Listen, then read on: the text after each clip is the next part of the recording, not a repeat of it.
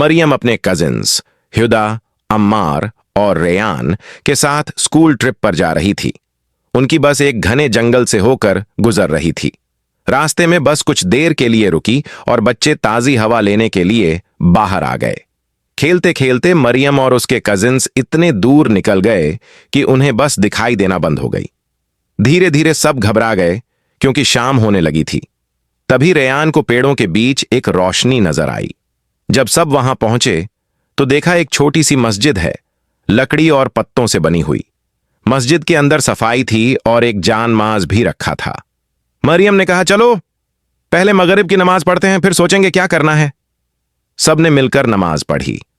नमाज के बाद एक बुजुर्ग व्यक्ति वहां आए जो पास ही रहते थे।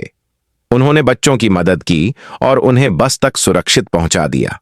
उस दिन बच्चों ने सीखा कि नमाज हर जगह जरूरी है और अल्लाह हर जगह सुनता है। अगले दिन स्कूल में बच्चों ने जंगल के अपने अनुभव से प्रेरित होकर लकड़ियों और पत्तों से एक छोटी मस्जिद बनाई। अगर आपको यह कहानी पसंद आई हो तो कृपया इसे शेयर करें और भी प्यारी इस्लामिक कहानियों के लिए हमारे चैनल को सब्सक्राइब करें। Moon star book.